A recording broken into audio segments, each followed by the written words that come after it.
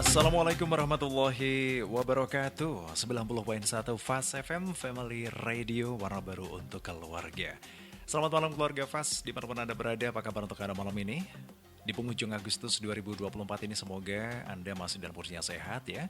Meskipun ya kondisi di penghujung Agustus ini sudah mulai kering, debu berhamburan di mana-mana, tapi kita bisa menghindari resiko-resiko hal-hal yang tidak diharapkan seperti batuk, pilek dan juga yang lainnya terkait dengan efek tersebut ya. Karena kita sudah paham Indonesia ada dua musim ya, keluarga Fas, hujan dan kemarau. Nah, kita harus pahami itu. Dan malam ini untuk menemani di tengah ruang dengar Anda, kami hadirkan kembali untuk Anda kajian ekonomi. Saatnya kita bisa ngaji ekonomi dan tentunya ada beberapa informasi-informasi yang kita harapkan ini bermanfaat untuk Anda. Masih bersama saya Dimas Saputra sebagai pengantar acara hingga pukul 21 waktu Indonesia Barat. Untuk edisi Jumat 30 Agustus 2024 kali ini, kita akan mengkaji belajar manajemen resiko bisnis bersama dengan Dirut Bumnu PCNU Kabupaten Magelang, Kang Alif Doni. Assalamualaikum, Kang Alif Doni. Waalaikumsalam warahmatullahi wabarakatuh, Mas Dimas dan seluruh pendengar Fast FM. Iya, apa kabar ini Kang Alif? Selalu sehat dan sehat, alhamdulillah. Ya. Luar biasa. Semangat terus. Semangat terus ya. Masya Allah, alhamdulillah ya. Ini cuaca sudah mulai kering-kering di puncaknya ini Kang Alif ya. Iya, betul. Ini kadang tenggorokan ini.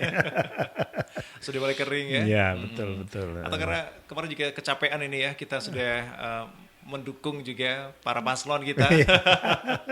Alhamdulillah nih Kang Alif, Kabupaten Magelang, Kota Magelang, bahkan tingkat provinsi, itu juga pasangan calon sudah mendaftarkan semuanya kemarin ya. Iya. Harapannya ini Kang Alif, menjelang Pilkada 2024 ini kan tentu banyak hal yang warna baru ini ya kan? Iya, betul. Jadi saat kontestasi Pilkada ini berlangsung dan nanti saat selesai, ini kita tentu masyarakat berharap suasana tetap bisa terjaga dengan kondusif. Amin. Karena saat suasana kondusif itu ekonomi insya Allah tidak banyak bergejolak. Amin. Ya, jadi misalnya kalau ada kampanye dan sebagainya ya banyak jajan-jajan lah di UKM itu sehingga uangnya muter di UKM sehingga perputaran ekonomi bisa dirasakan oleh masyarakat yang saat ini memang sangat terdampak dalam istilahnya proses-proses saat pilpres, terus pilek, pilkada, ini kan tekanan ekonomi cukup dirasakan oleh masyarakat itu. Mudah-mudahan segera berlalu, mudah-mudahan segera terpilih pemimpin yang bisa membawa Magelang menjadi lebih baik. Amin ya rabbal alamin. Ya, ini doa kita bersama ini keluarga Fas ya, agar ini kita mendapatkan pemimpin yang benar-benar amanah dan membawa kemaslahatan bagi Magelang tercinta. Iya. Dan di malam ini keluarga Fas, untuk Anda yang ingin bergabung bersama kami di kajian ekonomi untuk edisi malam ini, belajar manajemen risiko bisnis adalah tema yang kita pilih untuk Anda malam ini. Tema yang pertama kali akan kami hadirkan untuk Anda. Dan ingat, kajian ekonomi ini keluarga Fas bisa Anda saksikan juga di live YouTube PCNU Kabupaten Magelang. Kita sapa juga selamat malam buat teman-teman yang ada di sana.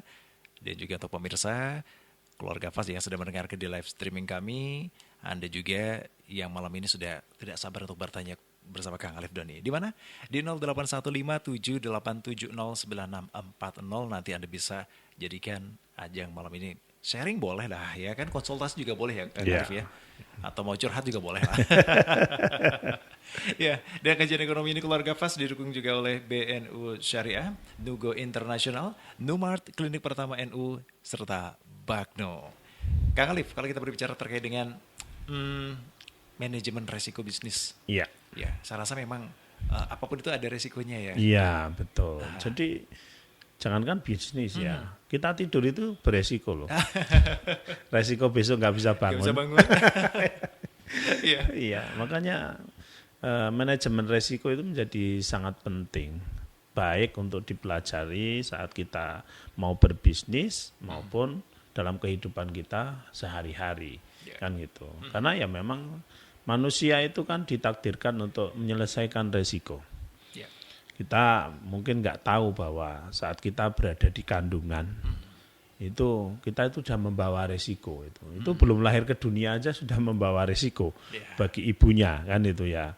itu 9 bulan berada di dalam itu. Kalau ibunya merawatnya nggak bagus-bagus, nggak hati-hati ya bahaya itu. Kan itu. Itu masih di dalam ya, belum keluar di bumi ya, sudah membawa resiko. Keluar itu juga membawa resiko yang luar biasa. Kalau nggak hati-hati bisa-bisa ya ibunya bisa sampai meninggal, kasus-kasus melahirkan sampai meninggal kan ada. Gitu. Begitu lahir ke dunia, nggak kedingan sedikit masuk angin kan itu ya. Susunya salah diare. Jadi segala macam yang dilakukan itu tujuannya agar keberadaan kita itu bisa terlindungi dari resiko-resiko itu. Jadi memang manusia hadir ke dunia itu memang secara sunatullah ditakdirkan untuk menyelesaikan resiko kan itu ya. Nah, maka di dalam bisnis pun kita juga harus belajar terkait manajemen resiko. Resiko bukan untuk ditakuti ya. Kan kalau ngomong resiko baru mau bisnis sudah suruh ngomong resiko, ini nakut-nakutin kan itu ya. Sebenarnya berbicara resiko itu bukan kita berpikir dalam konteks untuk menakut-nakuti, itu tidak. Tapi justru saat kita belajar resiko itu kita jadi ngerti apa yang akan kita hadapi, kemungkinan terbaik, kemungkinan terburuknya, sehingga dari kita mampu memitigasi hal-hal yang akan kita jumpai di masa yang akan datang itu kita memiliki namanya kemampuan untuk mengendalikan resiko. Ya, jadi resiko itu memang yang kita lakukan hanya dikendalikan, kan gitu. Kalau itu resikonya besar gitu kan. Kalau resikonya besar nimpuk kita sekali kan bisa tepar kan itu ya. Tapi saat kita ngerti resikonya sebesar gini kan itu ya. Nah, terus sebesar itu maka kita pecah-pecah kan itu ya. Menjadi resiko itu kecil-kecil sehingga resiko itu bisa kita selesaiin satu-satu sehingga resiko yang tadinya besar tadi setelah kita kita pecahkan menjadi resiko kecil-kecil dan kita selesaikan satu-satu sehingga kita bisa melewati resiko itu dan perjalanan kita ke depan menjadi selamat dan bertumbuh sesuai harapan kita. Nah, itu. Harapannya seperti itu ya. Iya, jadi untuk mengendalikan. Nah, tentu ini tadi yang disampaikan Kang Alif Doni betul sekali. Bagi mereka yang mau bertumbuh atau mau memulai, kita diajak ngobrolin soal resiko pasti ada 1-2 kemungkinan. Satu mundur atau satu mau melakukan tantangan itu. Ya kalau mereka sudah lihat, wah ini kayaknya resiko saya akan ngadep ini kayaknya udah nggak gini kan. Ya lebih baik cari jalan lain gitu ya. Tapi kalau melihat resiko itu, kita masih mampu untuk tadi memanagenya dan itu sehingga kita yakin ini saya bisa selesaikan satu-satu ya. Tapi paling tidak saat orang itu ngerti belajar manajemen resiko itu nanti tidak ada satu kecelakaan fatal itu karena semua udah dalam proses persiapan kan itu. Itu pentingnya di situ. Kalau kita nggak mau belajar resiko karena mungkin takut, karena mungkin apa, ya nanti tiba-tiba begitu kejedot sekali sudah langsung tepar habis kan itu ya. Nah, jadi disitulah pentingnya kita belajar tentang manajemen resiko. Jadi manajemen resiko itu secara definisi adalah satu upaya secara sistematis. Ya, jadi upaya secara sistematis untuk mengidentifikasi resiko. Setelah kita mampu mengidentifikasi resiko yang akan kita hadapi itu, maka kita lalu melakukan satu upaya untuk mencari solusi, kan itu, mencari jalan keluarnya itu. Nah, setelah kita mampu mencari solusi itu, nanti kita lakukan, maka dilakukanlah evaluasi terhadap yang sudah kita lakukan sehingga kita bisa secara jangka panjang kita bisa menyelamatkan rencana bisnis kita ini menjadi bisnis yang berhasil sesuai dengan yang kita harapkan. Begitu ya. Baik. Kang Alif Doni, kalau kita berbicara resiko dalam sebuah bisnis ini tentu ini pembicaraan dalam arti pelaksana pimpinan gitu ya.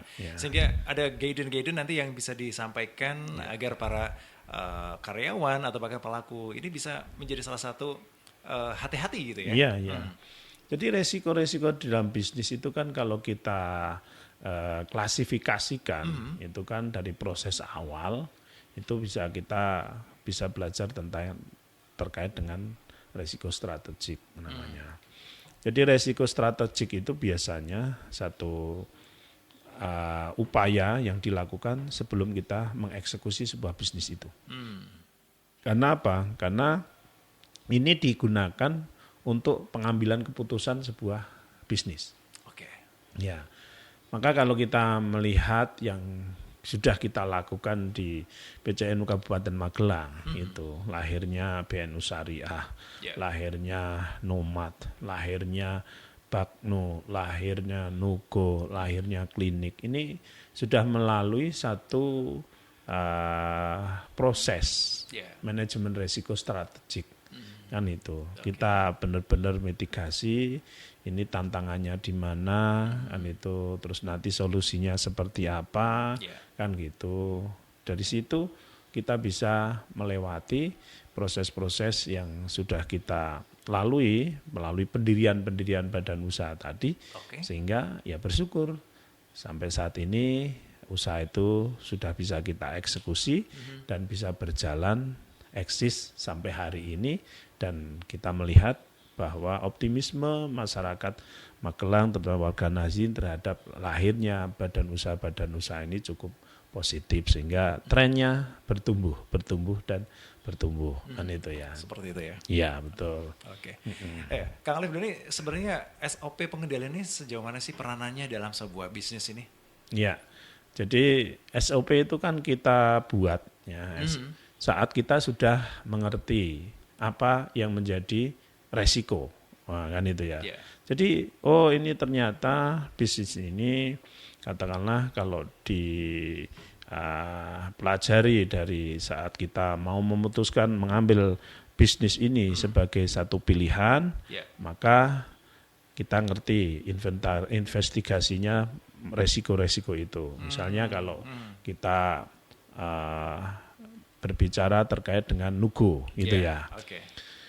Ini kan tadi ada SOP, ya kan itu ya. Lah karena apa? Karena kita harus mempelajari resiko-resiko dari mengelola sebuah bis itu apa saja. Kan gitu. Maka kalau kita sebutkan semua hal-hal buruk terkait dengan pengelolaan bis itu adalah misalnya remnya blong, kan itu. Terus sopirnya ngantuk, kan itu. Sopirnya kelelahan, kan itu. Dan sebagainya yang menyebabkan saat operasional bis itu akan berbahaya. Maka setelah kita memiliki mitigasi resiko tadi, maka dimunculkanlah SOP. Nah, kan itu. SOP di dalam rangka untuk mengantisipasi resiko-resiko yang mungkin timbul, kan itu ya. Maka kalau misalnya kita kemarin yang saat viral ada bis yang disewa wisata oleh sekolah terus kecelakaan karena remblong, kan itu ya. Maka kita harus membuat satu SOP di Nugo itu bagaimana agar jangan sampai terjadi hal seperti itu. Nah, SOP-nya seperti apa misalnya? Ya, kalau sudah selesai pulang dari dapat order, masuk bengkel, maka wajib dicek remnya, kan itu kan. Siapa yang ngecek? Yang ngecek adalah mekaniknya. Terus bagaimana tahu kalau ini sudah dicek atau belum? Maka dibuatlah form pengecekan. Jadi form pengecekan itu digunakan sebagai alat untuk kita memiliki data bahwa ini memang sudah dicek tanggal sekian, kondisinya kampasnya masih baik, kan itu ya. Olinya masih penuh, kan itu ya. Itu semua harus dicek. Dengan tujuan apa? Dengan tujuan bahwa kemarin ada kasus di bis itu terjadi kecelakaan, karena hal seperti itu maka di kita jangan sampai terjadi kecelakaan yang sama, maka kita lakukanlah SOP itu. Nah, setelah dicek harus lapor kan itu ya, kan itu ya. Kalau ada yang perlu diganti, kalau ada hal-hal yang mungkin ini mungkin tinggal 2 kali lagi harus diganti, kan itu. Ini harus dilaporkan, dan saat dilaporkan itu yang menerima laporan harus juga memiliki catatan kan gitu. Ini kan satu rangkaian contoh SOP yang dilakukan untuk setelah kita tahu mitigasi resiko tadi untuk menghindari hal-hal yang tidak diinginkan terkait dengan rem yang blong tadi, kan itu. Terus terkait dengan sopir, kan itu ya.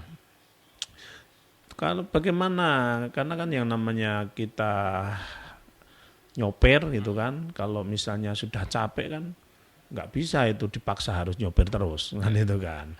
Maka sopir itu juga dikasih SOP. Misalnya sopir itu setiap 4 jam itu harus istirahat. Nah, itu. Jadi itu digunakan untuk merefresh, kan itu. Kecuali kok sopirnya ngantuan gitu. Nyopir setengah jam ngantuk. Wah, ini nggak masuk kriteria. Gitu ya. Langsung dicoret ya. Langsung dicoret. Jadi salah satu mitigasi resiko terhadap sopir itu ya saat tes itu ya memang dia harus mempunyai data report yang bisa kita gali. Oh, dia dulu pernah nyopir di mana? Pernah terjadi kecelakaan tidak? Kan itu ya. Terus dia sering dapat komplain atau tidak, kan itu. Hal-hal seperti itu patut dicari juga rekodnya, kan itu ya. Jadi jangan sampai nanti kita tidak melakukan hal seperti itu, tiba-tiba kita rekrut, ternyata itu yang kita rekrut adalah sopir ngantuan misalnya. Ini kan bahaya. Jadi begitu jalan 1 jam, maaf ya istirahat dulu saya ngantuk, ini kan repot. Gak sampai tujuan dong.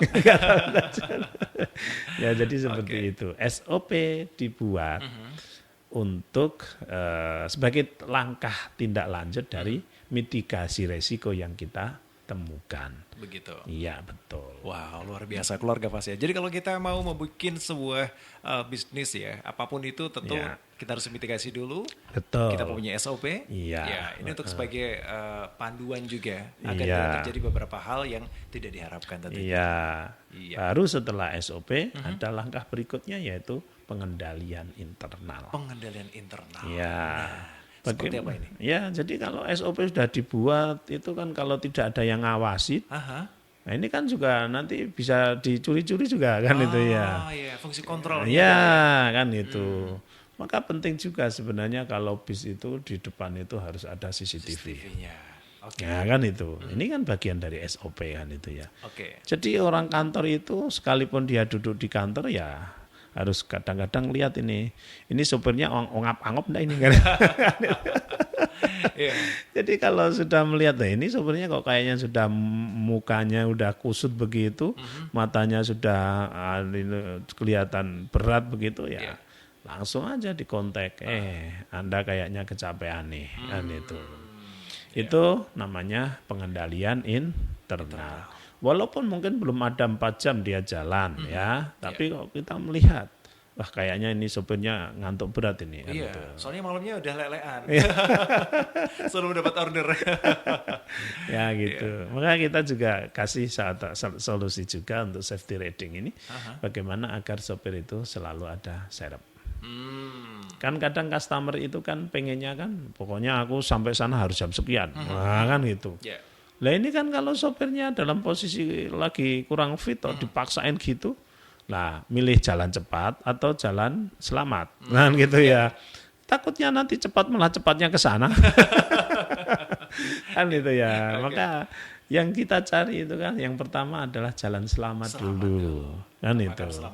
Iya, jadi kita kadang juga mendengarkan komplain-komplain misalnya itu harusnya sampai sana jam sekian, misalnya ziarah harusnya itu dapat 5 tempat, ini karena sopirnya lambat terus istirahat itu jadi cuma dapat 4 tempat kan itu.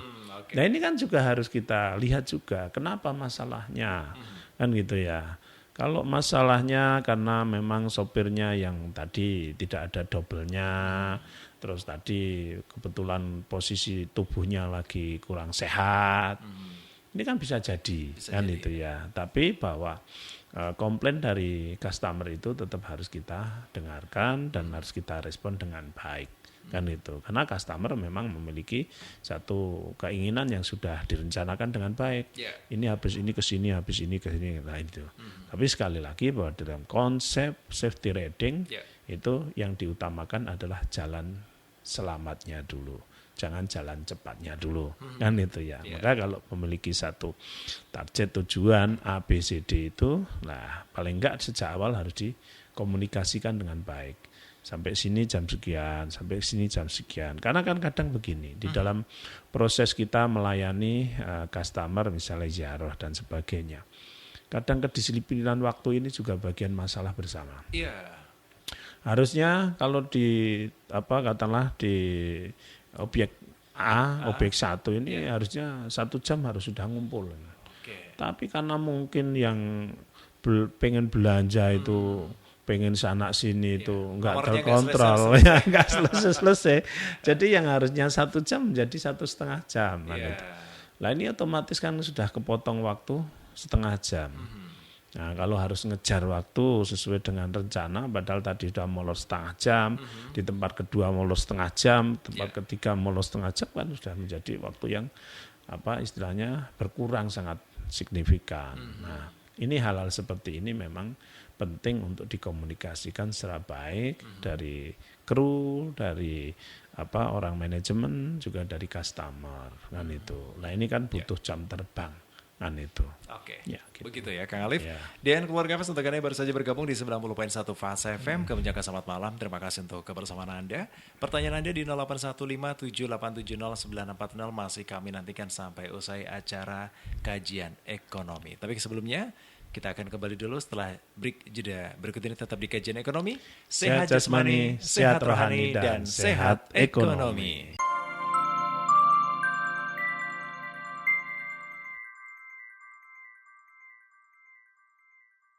Masih dipancarluaskan dari Jalan KH Masyari nomor 7 Pakutan Tegarjo Magelang. Di malam ini Anda dengarkan kajian ekonomi bersama dengan Kang Alif Doni di Rutbumnu PCNU Kabupaten Magelang sampai kelar nanti pukul 21 waktu Indonesia Barat. Dengan tema yang sangat menarik keluarga Fas, jadi kita harus memahami belajar manajemen resiko bisnis. Ini bagian yang pertama. Bagian pertama aja saya belum selesai ya. Ini baru judul ini. Aduh, gimana saya bisa memahami ini ya. Ya. Tapi ini penting sekali ketika tadi Kang Alif Doni keluarga Fas menyampaikan kita harus bisa memitigasi. Memitigasi itu harus memahami apa saja peluang-peluang yang akan terjadi di kedepannya nanti. Kita harus bisa menyusun SOP pengendalian dan nah ada support system gitu katanya nih Kang Alif. Iya, betul. Jadi support system itu kan perangkat yang dibutuhkan untuk memperkuat dari pengendalian tadi, pengawasan kan itu ya. Ya, salah satunya misalnya di bis itu ada CCTV, itu kan namanya support system kan itu. Di laporan keuangan ada namanya IT system kan itu ya. Jadi biar bagaimana kita nggak perlu nulis-nulis kan itu ya, terus nanti menjurnal sendiri sampai jadi satu laporan keuangan kan capek sekali kan itu. Tapi kalau misalnya kita memiliki support system, begitu diinput tanggal misalnya bis ya tadi bis Nugo ya, tanggal sekian bulan sekian sudah ada pemesanan 2 unit bis kan itu, dan yang dipilih nomor sekian sama nomor sekian. Begitu itu diinput cek itu kan, ini sudah tersebar ke agen-agen yang lain kan itu ya. Sehingga saat mereka mendapatkan satu pemesanan di hari yang sama, kalau misalnya itu bisnya sudah penuh, maka itu akan langsung terbaca. Karena support system tadi. Kalau kita tidak ada support system, betapa akan terjadi miss yang sangat besar. Jangan-jangan karena saking semangatnya, udah sana nerima, sini nerima, sana nerima, begitu sudah sampai pada waktunya, ini sudah penuh, kamu masih nerima. Ini kan jadi ini support system dibutuhkan dalam rangka untuk mengawal keakuratan dari SOP yang kita buat kan itu. Juga untuk memudahkan pengawasan. Sehingga dengan pengawasan yang sudah terbantu oleh support system tadi, maka kesalahan-kesalahan yang akan terjadi itu akan semakin minim kan itu ya. Yeah. Kalau kita berbicara support system di N-Umat kan itu ya, itu support system akan mendeteksi bahwa barang ini masuknya kapan, expirednya kapan, laku berapa, kan itu masih berapa. Ini secara sistem akan real time, diklik langsung bisa dapatkan informasi. Bayangkan misalnya N-Umat itu memiliki 8.000 item dagangan. Kok kita tidak memiliki satu support system, maka resiko barang expired ini kan tidak akan terdeteksi. Kan gitu. Atau misalnya saat terjadi penjualan di satu produk yang laris gitu ya. Tiba-tiba karena kita nggak memiliki satu support system yang bisa mendeteksi stok barang, tiba-tiba barang itu habis tanpa diketahui. Wah, nah, ini kan repot. Nah, orang datang habis, orang datang habis kan itu kan nanti kan kecewa kan itu ya. Jadi support system itu adalah satu perangkat yang memang kita butuhkan untuk mencari keakuratan dari data yang kita butuhkan di dalam bisnis kan itu. Di situ ya. Jadi mitigasi ya toh, terus SOP ya toh, terus ada support system, baru pengawasan atau pengendalian internal. Ini rangkaian yang harus selalu terhubung dalam manajemen resiko. Tujuannya ya tadi agar semua perencanaan yang kita buat jangan sampai nanti di tengah jalan terjadi hal-hal yang tidak sesuai dengan yang kita harapkan. Sehingga kalau nanti ini tidak dilakukan dengan bagus, nanti depannya resiko-resiko yang lain akan bermunculan. Ibarat penyakit itu kalau yang satu penyakit ini diabaikan, tidak ditangani, maka nanti akan muncul penyakit-penyakit lain komplikasi. Iya kan begitu ya. Nah, contohnya kan begini misalnya, ada komplain dari customer kan itu ya. Karena kita tidak bisa mendeteksi dengan support system yang baik, maka komplain itu tidak bisa istilahnya kita lakukan penanganannya dengan baik. Nggak ada solusi. Jadi yang hari ini komplain itu besok dikomplain itu lagi, besoknya yang komplain itu lagi kan itu ya. Ini kan jadi sesuatu hal yang bisa menjadikan resiko berikutnya, yaitu namanya resiko reputasi. Nah itu kalau sudah resiko reputasi itu ngangkatnya itu agak susah. Orang itu kalau sudah dicap wah dia itu pembohong, wah repot itu. Besok mau jadi penjujur itu mau membalikkan ke itu susah. Makanya bagaimana kita harus menjaga diri kita, menjaga bisnis kita agar reputasinya baik, itu ya dengan cara tadi memanage manajemen resiko dengan baik, diikuti oleh support system yang baik, diikuti oleh pengawasan yang baik, terus solusi-solusinya juga harus baik juga kan gitu ya. Jadi disitulah. Jadi saat kita memahami pentingnya manajemen resiko ini, ya hal-hal yang terkait dengan gangguan-gangguan bisnis, baik itu sifatnya internal maupun itu sifatnya eksternal, itu bisa kita reduksi. Begitu. Iya, karena resiko bisnis itu yang di internal juga ada, yang di eksternal juga ada. Iya. Jadi kalau tadi ya disampaikan Kang Alif ini kan internal kan ada tadi yang disampaikan. Ya personel kan itu ya. Manajemen. Kemudian kalau yang pengawasan dari eksternal ini apa saja nih Kang? Ya, jadi kalau resiko eksternal itu ya resiko-resiko yang diakibatkan oleh hal-hal di luar manajemen internal kan itu ya. Contohnya kan kalau misalnya resiko yang sifatnya eksternal itu resiko lingkungan, misalnya gitu. Misalnya kan itu ya. Maka kan ada setiap usaha itu selalu ada izin lingkungan. Itu. Jadi kalau misalnya usaha ini kira-kira menimbulkan kebisingan enggak? Kan gitu. Terus kira-kira lingkungan itu bisa menerima usaha ini enggak? Kan itu. Terutama usaha-usaha atau bisnis-bisnis yang memiliki tingkat gangguan lingkungan yang cukup tinggi. Misalnya ternak ayam, polusi. Nah, kan gitu kan, bau kan itu ya. Jadi itu mesti rigid. Manajemen resiko yang harus kita perhatikan itu sangat rigid kaitannya dengan resiko eksternal. kan gitu. Ya itu tadi, tempatnya itu harus dengan jarak lingkungan penduduk harus berapa meter atau berapa kilo. Karena yang namanya bau itu kan dibawa angin. Ya. Kan itu ya, kan itu. Berkilo-kilo dong.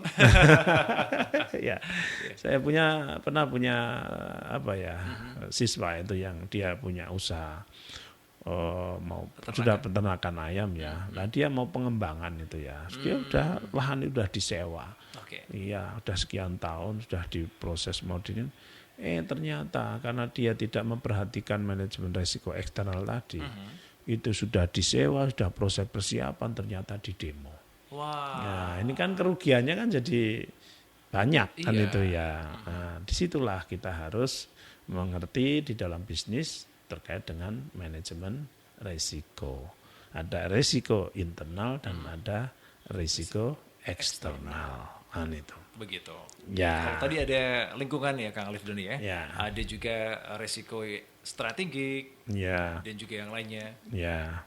Jadi kita di dalam konsep bisnis itu harus paham terkait karakteristik bisnis kita. Gitu. Pahami dulu ya. Iya, itu. Jadi karakteristik bisnis kita itu seperti apa? Kan itu. Dampak-dampak positif, dampak-dampak negatifnya itu harus kita pahami. Kan gitu.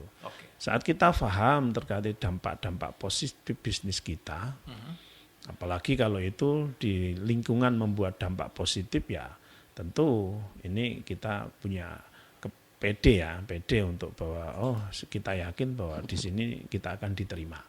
Kan itu ya. Tapi kalau kita punya bisnis yang katakanlah memiliki resiko singgungan-singgungan dengan masyarakat, dengan budaya sekitar, nah ini maka harus clear and clear.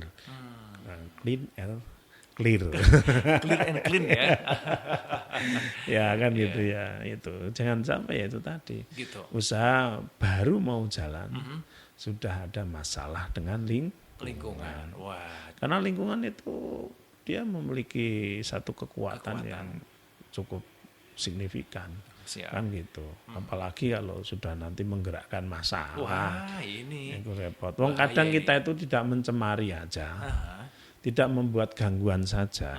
Kalau lingkungan itu tidak kita perhatikan, itu bisa jadi resiko juga. Kan gitu, itu hanya karena mungkin kurang ure kurang memperhatikan istilahnya kepentingan warga sekitar itu bisa jadi masalah yang harusnya tadinya tidak masalah kan itu ya. Kan betapa banyak pabrik-pabrik itu ya yang didirikan kan kalau kita berpikir secara sederhana bahwa lahirnya perusahaan-perusahaan di daerah itu kan membawa dampak positif buat pertumbuhan ekonomi di daerah itu. Tapi ya itu tadi di Indonesia itu kan kadang resiko itu muncul, ada yang memang sifatnya natural, ada yang sifatnya itu dibuat-buat. Nah kan itu. Gitu. Nah kalau sifatnya dibuat-buat itu emang ini penyakit ya. itu memang penyakit di kita itu banyak. Ya entah itu oknum, entah itu aparat, entah itu siapapun. Kalau katakanlah ada orang mau berusaha di situ yang sebenarnya itu memiliki dampak positif terhadap pertumbuhan ekonomi di situ, kok direcokin, kok ya pokoknya dicari-cari kesalahannya. Itu ya memang negeri kita itu memang banyak penyakitnya. Banyak penyakitnya. Maka kita harus memiliki satu imunitas lebih. Bukan hanya sekedar sifatnya itu normatif, tapi harus ekstra normatif. Di situ ya, kita itu memang harus seperti itu. Hidup di negeri kita memang harus seperti itu. Nah, maka kalau kita berbicara kembali terkait dengan kepentingan bisnis di Nahdien. Bisnis di Nahdien ini kan secara konstruksi sebenarnya kita bisa melihat sudah cukup baik, berjalan dengan baik, membawa manfaat yang baik. Lah, kita juga harus perlu sosialisasi kayak saya hari ini. Jadi Jumat ya. Iya, jadi ini tinggal masyarakat Nahdien ini istilahnya kita harus bagaimana mensosialisasikan agar warga Nahdien ini menjadi warga pembelajar. kan gitu. Ini bukan misi saya perorangan, kan itu ya. Saya setiap malam Sabtu saya menyampaikan kajian ekonomi ini adalah pesan organisasi. Agar apa? Agar warga Nahdien di Kabupaten Magelang itu yang kalau kita ngomong satu betapa capeknya. Tapi kalau kita sudah lakukan ikhtiar seperti ini, ada siaran YouTube-nya, ada radionya kan gitu. Kalau yang nggak punya radio ya tinggal di streamingnya kan itu bisa dilakukan. Tinggal bagaimana kita mencoba mensosialisasikan agar warga Nahdien ini memiliki satu ketertarikan untuk belajar terkait dengan konsep-konsep ekonomi yang sudah kita rancang di Nahdien Kabupaten Magelang. Yang saat ini ya dampaknya sudah cukup baik. Kan itu. Maka kalau masyarakat itu sudah semakin paham, oh ternyata seperti itu toh, BUMNU PCNU itu kan itu. Wah kalau begitu aku makin cinta deh. Kan itu ya. Harapannya ya. Iya kan gitu. Tapi kita harus lihat juga, wah ini kok ternyata baru diputar berapa kali. Pada kemana? Iya, pada kemana ini. Nah besok mungkin bisa jadi kita harus matur sama ketua PC-nya ini. Wajib untuk pengurus-pengurus sampai tingkat ranting ini mendekarkan pesan-pesan terkait dengan kemandirian ini. Agar mereka paham apa sih Numat, apa sih Klinik Pratama, apa sih Nugo, apa sih Baknu, terus dampak manfaatnya seperti apa, terus apa yang kita lakukan selama ini manajemennya seperti apa. Kan kalau mereka kadang dengar dari mulut ke mulut itu kan kadang mulut 1 sampai mulut ke 10 bahasanya sudah berbeda. Bisa jadi hancur ya. Bisa jadi bertolak belakang. Kan ya. itu ya. Tapi kalau langsung mendengar dari kita di sini yang memang memiliki otoritas untuk menjelaskan itu. Kan kalau mau tanya langsung ini harusnya rame ini kan rame, gitu ya. Harusnya rame. Itu gimana Nuku kan itu ya. Itu gimana Baknu harusnya rame. Kan itu, tapi rame dalam konteks yang positif. Kan itu ya. Ada rasa keingintahuan yang tinggi terkait dengan perkembangan PCNU saat ini dan PCNU yang akan datang. Karena bahwa visi-visi yang kita bangun itu kan adalah visi ke depan. Visi jangka panjang, bagaimana membangun namanya kemandirian jamaah dan jamiah. Itu seperti apa? Nah, ini kan pesan ilmu ini kan harus, konstruksi manajemen ini harus tersampai. Dari PC, MBC, sampai ranting, sampai ke jamaahnya itu harus banyak yang tahu. Sehingga kalau mereka tahu dan paham, nah mereka bisa dengan sukarela untuk berduyun-duyun mendukung program-program kemandirian ini. Alhamdulillah. Begitu Kak Alif Doni, terima kasih. Ini sudah mengingatkan kita semua keluarga FAS ya, terutama untuk warga Nahdien yang ada di Kabupaten Magelang, saling bahu-membahu, support dengan bentuk apapun semampu kita. Sebenarnya di malam ini kita juga bisa mensupport dengan mendengarkan, dan juga jangan lupa untuk like, subscribe di live YouTube PCNU Kabupaten Magelang ya. Di sana nanti Anda bisa mengulas kembali apa saja yang sudah disampaikan oleh Kang Alif Doni di beberapa kajian-kajian yang sudah sempat kami hadirkan ke tengah ruang dengar Anda. Dan malam ini juga selamat malam, terima kasih Dewi yang ada di Bandungan. Assalamualaikum Mas Dimas, Kang Alif Doni, izin mau tanya. Ya, Kang Alif Doni kalau belajar terkait dengan ekonomi, apakah PCNU Kabupaten Magelang juga punya kelas untuk memberikan kajian-kajian seperti yang disampaikan malam ini? Jika iya, di mana, jam berapa, dan berapa biayanya? Terima kasih. Ya, kita memang pernah mengadakan kelas NU-Planner. NU-Planner ya? Ya, itu kan sudah batch 5 kan itu ya. Nah itu, kelas itu sebenarnya sifatnya ya pendidikan yang kita berikan untuk edukasi kepada warga Nahdien Kabupaten Magelang, terutama kalangan muda yang memiliki keinginan untuk maju di bidang ekonomi. Kita sudah lakukan itu. Cuman kadang itu kita melihat sesuatu yang kita berikan secara gratis itu kadang dianggap kurang berharga. Itu. Begitu olahan ya? Nah iya, memang kenyataannya begitu. Coba sekarang kalau kita lihat ya, diklat-diklat atau seminar-seminar atau sekolahan-sekolahan yang mahal, yang bayarnya mahal, itu biasanya begitu dibuka langsung penuh. Tapi sekolah-sekolah yang digratisin seragamnya, kasih bonus kaos kaki segala malah mereka sepi kan itu ya. Ini kan memang mentalitas ya, dilematis mentalitas di negeri kita kan itu ya. Ya, jadi bahwa sebenarnya kita itu mau mencari ilmu itu sudah sangat luas kita gelar ya. Ya itu termasuk Mbak Dewi tadi kalau mau belajar memang kita pernah kemarin mengadakan Entrepreneurs sampai batch 5 kan itu ya. Tapi memang saat kita harus terus melakukan ini secara berkesinambungan kadang kita terkendala oleh adanya SDM, kesibukan masing-masing kan itu ya. Nah, maka saya memang saat ini ya melalui satu kegiatan yang sifatnya personal kadang saya menerima istilahnya diskusi-diskusi terkait permasalahan bisnis kan itu. Biasanya mereka langsung komunikasi dengan saya, langsung ketemu, langsung ngobrol sehingga disitulah terjadi satu istilah kajian ilmu yang langsung kan itu ya. Tapi kan Kak Alif Doni waktunya sangat pendek sekali kan. Ya. Gimana ini manajemen waktu untuk ketemu Kang Alif Doni kan susah sekali. Gimana Kang Alif? Ya kadang mereka cuma WA gitu ya. Oke. WA kan kalau WA ya kita jawab kan itu ya. Tapi kadang kalau memang butuh satu harus meet up gitu. Ya itu ya harus janjian kan gitu ya. Nah itu. Jadi kita nggak jual mahal. Ya jual mahal ini alhamdulillah. Ya kan gitu ya. Ya memang saya memang sudah bilang ke keluarga bahwa sebagian hidup saya harus saya dermakan. Subhanallah. Kan gitu ya. Ya ada waktunya cari duit, ada waktunya untuk ibadah sama Allah, ada waktunya untuk kita berbagi kebaikan dengan lingkungan. Gitu. Itu harus seimbang kan gitu ya.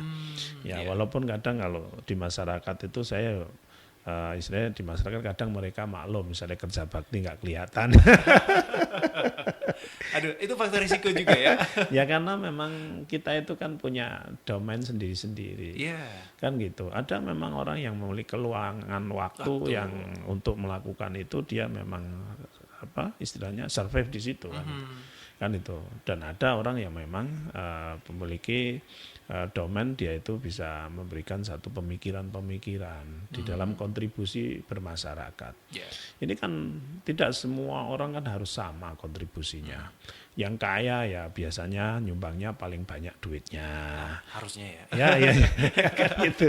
Ya kan itu. Yang punya tenaga ya dia bisa menyumbangkan tenaganya melalui kerja bakti. Yang mungkin punya wawasan, keilmuan, nah dia pemikiran-pemikirannya. Maka sebenarnya kita memberikan satu konsep di Nahdien itu, jihad itu ada jihad yang menggunakan jabatannya, ada jihad yang menggunakan materinya, ada jihad yang menggunakan pemikirannya, ada jihad yang menggunakan tenaganya, dan ini semua mendapatkan penghargaan dan apresiasi yang memang sudah istilahnya ya harus bagus kan itu, bukan terus kamu cuman itu kan nggak boleh ya. Iri ya. Ya itu fungsi manajemen kan sebenarnya kalau kita belajar itu di situ.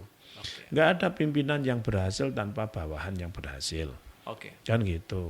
Jadi adanya satu direktur, adanya satu manajer, bahkan adanya seorang katakanlah office boy, itu semua memiliki peran penting.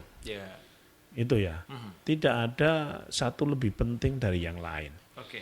Ini kan kadang masalah-masalah psikologi di kita yang masih menjadikan satu alam bawah sadar atau mental block yang nggak baik. Seolah-olah kalau tukang kebersihan itu derajatnya lebih rendah dari misalnya pegawai kantoran. Itu kan satu persepsi yang sangat salah. Sangat salah. Kalau ada orang berpikir hal itu, maka itu menandakan bahwa dia itu orang yang sangat boleh dikatakan bodoh gitu ya. Karena dia nggak ngerti manajemen kan itu. Jadi kalau di negara-negara maju itu, sekalipun dia itu tukang kebersihan, itu banyak orang hormat sama dia. Bahkan gajinya pun sangat layak. Karena ini berpikir tentang istilahnya keutuhan dalam satu sistem. Kalau tidak ada tukang kebersihan itu kotanya nggak jadi kota yang bersih, nggak jadi kota yang indah, nggak jadi kota yang nyaman. Maka tukang kebersihan ini dihargai, sangat dihargai, tidak kurang menghargainya dari pegawai-pegawai yang ada di kantoran. Bahkan harusnya kita harus lebih menghargai orang-orang yang mau dan rela untuk tubuhnya kotor agar orang lain bisa melihat kotanya bersih. Kan itu. Ini kan satu sudut pandang yang harus terus kita edukasikan kepada masyarakat kita. Maka terkait dengan satu pembelajaran apapun itu, tadi misalnya Mbak Dewi tanya seperti itu, ya kita harus hargai, orang mau belajar itu harus kita hargai, daripada kita sudah setiap malam Sabtu gini live begini, nggak ada yang nanya. Dikiranya sudah paham, ternyata gagal paham. Titiknya sudah paham, gagal paham, atau mungkin memang nggak mau belajar. Ini kan repot. Gitu ya. Ini kan repot gitu ya. Ini orang yang punya satu masalah di dalam kemajuannya itu adalah orang yang satu orang sudah merasa pintar. Yang kedua, orang yang tidak mau belajar. Kan itu.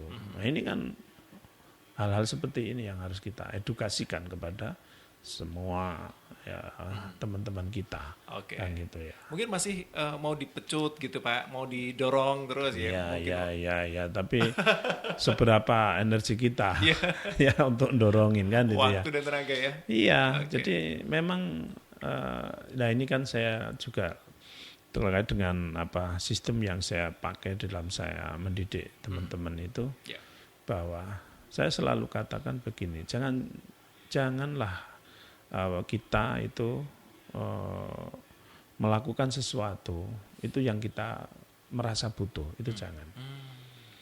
Tapi kalau dia yang merasa butuh, maka ambillah, kan itu ya. Tapi kalau kita tadi orang nggak mau tahu, dipaksa-paksa suruh tahu, ya ngapain juga kan itu ya, kan itu. Tapi kalau orang pengen tahu, nah itu kan dia butuh, maka lakukanlah. Kita sebagai orang yang katakanlah memang misalnya dianggap memiliki satu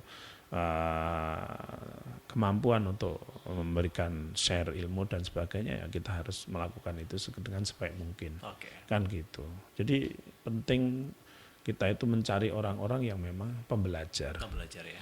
Lah mereka yang kurang pembelajar ini ya harus kita edukasi bareng-bareng, sehingga betapa pentingnya ilmu untuk bekal kita berjalan di masa yang akan datang itu menjadi sesuatu hal yang sangat penting. Ya tadi kita belajar terkait dengan manajemen resiko aja. Mungkin kalau kita tanya kepada 10 orang, kepada 100 orang, tahu enggak manajemen resiko? Nah, bisa diukur di situ. Bisa jadi yang tahu, benar-benar tahu ya cuma 1-2. Kan itu. Yang lainnya mungkin 90% enggak tahu. Kan gitu ya. Artinya sebenarnya seberapa penting ilmu yang kita share ini, tapi seberapa besar respon yang diterima oleh teman-teman itu bisa menunjukkan bahwa seberapa besar tingkat keinginan belajar dari teman-teman kita itu bisa diukur. Kan itu. Begitu. Kak Alif Doni, ini Dewi merupakan pertanyaan terakhir dan sekaligus mewakili ya dari keluarga FAS yang lain. Semoga saja nanti ada waktu yang bisa terjawab lagi ya. Karena alokasi waktu sangat terbatas, keluarga FAS kajian ekonomi untuk edisi malam ini Jumat 30 Agustus 2024 sampai di sini dulu. Terima kasih untuk kebersamaan Anda keluarga FAS. Terutama yang malam ini sudah merasa lelah dan haus karena pulang dari kerja. Nah, jangan lupa kita minum dulu baknunya. Bismillahirrahmanirrahim. Ini kenapa susah sekali? Tersegel dengan baik ya. Masya Allah, seger. Berkah air Al-Quran ini. Semoga membawa kebaikan untuk kita semuanya. Amin. Dan kini saatnya didengarkan dulu closing statement dari Kang Alif Doni. Ya, pendengar FAS FM dimanapun berada, bahwa hidup kita itu harus direncanakan dengan baik. Karena dengan memiliki perencanaan yang baik, maka tingkat keberhasilan pencapaian kita akan menjadi semakin akurat. Salah satunya adalah dengan belajar manajemen resiko. Dan ini adalah pembelajaran manajemen resiko baru pada bab 1. Masih banyak yang harus kita kupas agar kita di dalam menjalankan bisnis dan menjalankan kehidupan apapun, kita terhindar dari resiko-resiko yang tidak kita duga sehingga perjalanan kita menjadi terhambat karena kita tidak mau belajar. Maka pesan saya, belajarlah terus karena ilmu itu sebagai penerang untuk jalan kita menggapai masa depan. Terima kasih Kang Alif Doni, terima kasih juga untuk rekan-rekan dari PCNU Kabupaten Magelang yang telah berkenan untuk memberikan informasi-informasi bermanfaat untuk keluarga FAS. Dan untuk Anda bisa mendengarkan kembali kajian ekonomi setiap hari Jumat dari pukul 20 hingga 21 waktu Indonesia Barat. Saya Dimas Saputra bersama Kang Alif Doni untuk pamit undur diri.